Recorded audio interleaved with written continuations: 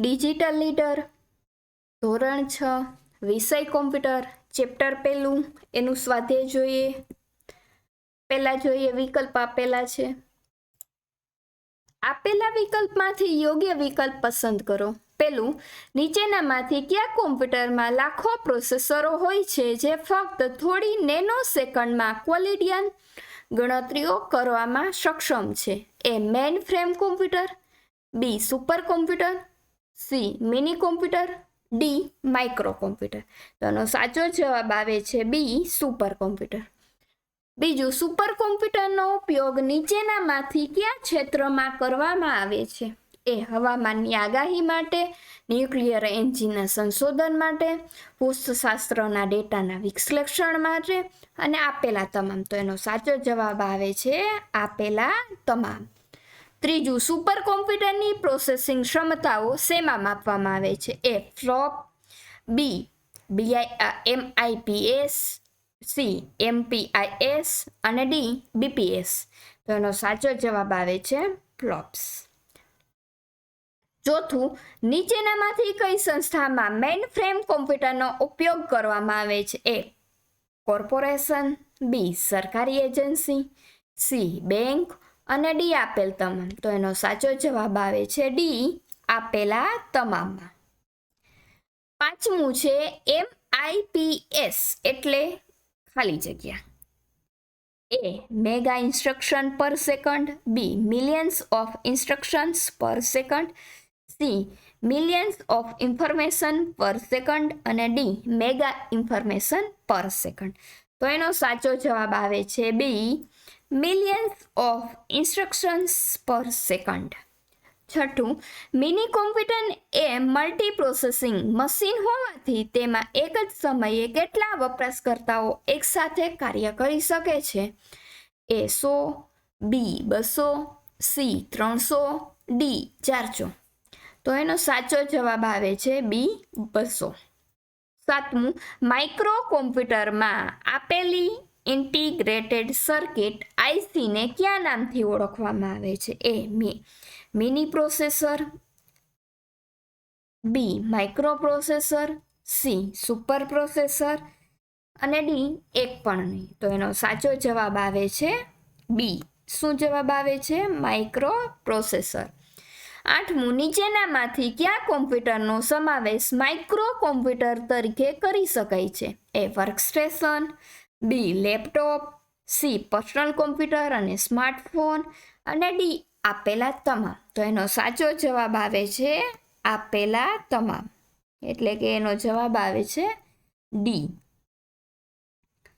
નવમું, જ્યાં ગ્રાફિક્સનું કામ વધારે હોય ત્યાં કેવા કોમ્પ્યુટરનો ઉપયોગ કરવામાં આવે છે? A workstation, B laptop, C personal computer, D smartphone. તો એનો જવાબ આવે છે એ વર્કસ્ટેશન. દસમું, કયા કોમ્પ્યુટર મુસાફરી કરતા સમયે વાપરવા માટે બનાવવામાં આવ્યા છે? A workstation, B laptop, C personal computer, D smartphone. એનો સાચો જવાબ આવે છે બી લેપટોપ. ત્યારબાદ આગળ જોઈએ 11મું, PDAનું પૂરું નામ જણાવો. A private digital assistant, B package digital assistant, C personal digital assistant અને ડી પર્સનલ ડેટા આસિસ્ટન્ટ. તો એનો સાચો જવાબ આવે છે સી પર્સનલ ડિજિટલ આસિસ્ટન્ટ. 12મું, નીચેનામાંથી કયા કોમ્પ્યુટર વ્યક્તિગત ઉપયોગકર્તા માટે રચાયેલા છે? A personal computer, B workstation, C super computer અને ડી મેઇન ફ્રેમ કોમ્પ્યુટર. તો એનો સાચો જવાબ આવે છે એ પર્સનલ કોમ્પ્યુટર. 13મું, નીચેનામાંથી કોનો સમાવેશ હેન્ડ હેલ્ડ કોમ્પ્યુટર તરીકે કરી શકાય છે? A smartphone, B laptop, C super computer, D workstation. એનો સાચો જવાબ આવે છે એ સ્માર્ટફોન. 14મું, નીચેનામાંથી કઈ કોમ્પ્યુટર લેંગ્વેજ સરળતાથી વાંચી અને સમજી શકાય છે? A low level language, B high level language, C code language અને ડી સોર્સ લેંગ્વેજ. તો એનો સાચો જવાબ આવે છે બી હાઈ લેવલ લેંગ્વેજ. 15મું નીચેનામાંથી શેનો સમાવેશ હાઈ લેવલ લેંગ્વેજ તરીકે કરી શકાય છે?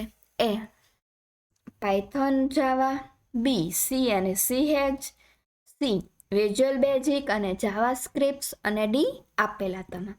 તો એનો સાચો જવાબ આવે છે ડી આપેલા તમામ. 16મું નીચેનામાંથી શેનો સમાવેશ કોમ્પ્યુટરની લાક્ષણિકતા તરીકે કરી શકાય છે? એ ગતિ અને ચોકસાઈ, બી એકાગ્રતા અને સ્મરણ શક્તિ, સી વૈવિધ્યતા અને ડી આપેલ તમામ. તો એનો સાચો જવાબ આપેલ છે ડી આપેલા તમામ. 17મું કોમ્પ્યુટરના જવાબમાં આવતી ભૂલ એરર શેના કારણે હોય છે?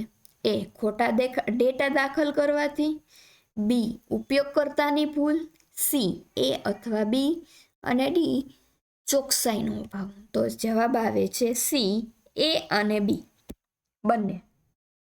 18મું શેમાં રહેલો ડેટા કોમ્પ્યુટર બંધ કરવાથી નાશ પામે છે? A primary memory, B secondary memory, C pen drive અને ડી હાર્ડ ડિસ્ક. તો એનો સાચો જવાબ આવે છે એ પ્રાઇમરી મેમરી. 19મું નીચેનામાંથી શેનો સમાવેશ ઇન્ટરનલ મેમરી અથવા તો પ્રાઇમરી મેમરીમાં કરવામાં આવે છે?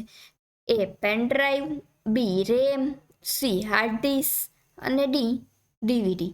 સાચો જવાબ આવે છે બી રેમ. 20મું નીચેનામાંથી શેનો સમાવેશ એક્સટર્નલ મેમરી અથવા તો સેકન્ડરી મેમરીમાં કરવામાં આવે છે? એ હાર્ડ ડિસ્ક અને ફ્લોપી, બી સીડી ડીવીડી, સી પેન ડ્રાઈવ અને એક્સટર્નલ હાર્ડ ડિસ્ક અને ડી આપેલા તમામ. તો એનો સાચો જવાબ આવે છે ડી આપેલા તમામ. હવે જોઈએ ખાલી જગ્યા પૂરો. ખાલી જગ્યા પહેલી, અડધી સદી પહેલા કોમ્પ્યુટરનું કદ ખાલી જગ્યા જેટલું હતું. કેટલું હતું? આખા રૂમ જેવડું. બીજું, કોમ્પ્યુટરને તેના કદ, સંગ્રહ શક્તિ, કાર્યશક્તિને આધારે ખાલી જગ્યા વિભાગમાં વહેંચવામાં આવે છે. જવાબ આવે છે 4 વિભાગમાં વહેંચવામાં આવે છે. ત્રીજું, ખાલી જગ્યામાં તેનું સીપીયુ ફક્ત એક ઇન્ટિગ્રેટેડ સર્કિટ એટલે કે આઈસીના રૂપમાં હોય છે. જવાબ આવે છે માઇક્રો કોમ્પ્યુટર. ચોથું, કોમ્પ્યુટરને આપવામાં આવતી સૂચનાઓ અને માહિતીને ખાલી જગ્યા કહેવામાં આવે છે. શું કહેવામાં આવે છે? કોમ્પ્યુટરની ભાષા. પાંચમું, લો લેવલ લેંગ્વેજ ખાલી જગ્યા અને ખાલી જગ્યા જેવા બાઇનરી કોડથી બનેલી છે. 0 અને 1 બાઇનરી કોડથી બનેલી છે. છઠ્ઠું, એનું મૂળાક્ષરનો આસ્કી કોડ ખાલી જગ્યા છે. 01501.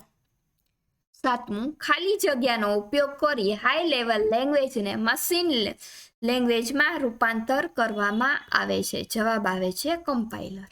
આઠમું, ખાલી જગ્યા એક પ્રોગ્રામિંગ ભાષા છે જે કોમ્પ્યુટરના હાર્ડવેર સાથે કામ કરે છે. જવાબ આવે છે લો લેવલ લેંગ્વેજ. 10મું, પ્રાઇમરી મેમરીનું બીજું નામ છે ઇન્ટરનલ મેમરી. અને 11મું, સેકન્ડરી મેમરીનું બીજું નામ છે એક્સટર્નલ મેમરી. હવે નીચેના વિધાનો ખરા છે કે ખોટા તે રાઈટ અથવા તો રોંગની મદદથી જણાવો. તો પહેલું જોઈએ, અડધી સદી પહેલા કોમ્પ્યુટરનું કદ હાથની હથેળીમાં સમાઈ શકે તેવડું હતું. જવાબ આવે ખોટું. બીજું, સુપર કોમ્પ્યુટર જે તે સમયના સૌથી વધારે પ્રોસેસિંગ પાવર ધરાવતા કોમ્પ્યુટર છે. સાચું. ત્રીજું, કોમ્પ્યુટર મોટા પ્રમાણમાં જટિલ ગણતરી કરવા માટે સુપર કોમ્પ્યુટરનો ઉપયોગ થાય છે. સાચું. ચોથું, સુપર કોમ્પ્યુટર અને મેઇનફ્રેમ કોમ્પ્યુટરમાં એકથી વધુ ઇનપુટ અને આઉટપુટ ડિવાઇસ જોડી શકાતા નથી. ખોટું. પાંચમું, માઇક્રો કોમ્પ્યુટર સુપર કોમ્પ્યુટર કરતાં ઘણા મોંઘા હોય છે. ખોટું. છઠ્ઠું, પર્સનલ કોમ્પ્યુટર એક મુસાફરી કરતા સમયે વાપરવા માટે બનાવવામાં આવ્યું છે. ખોટું. સાતમું, સ્માર્ટફોન ખાસ કરીને કમ્યુનિકેશન માટે વપરાય છે. સાચું. આઠમું, કોમ્પ્યુટર એકસાથે એકથી વધુ કામ કરી શકવા માટે સક્ષમ નથી. ખોટું. નવમું, કોમ્પ્યુટર લાગણી ધરાવતું નથી. સાચું. 10મું રેમને કોમ્પ્યુટરની બહાર રાખી શકાય છે અને અન્ય કોમ્પ્યુટર પર લઈ જઈ શકાય છે. ખોટું. તો અહીં આપણું ચેપ્ટર છે તે પૂરું થાય છે. Thank you.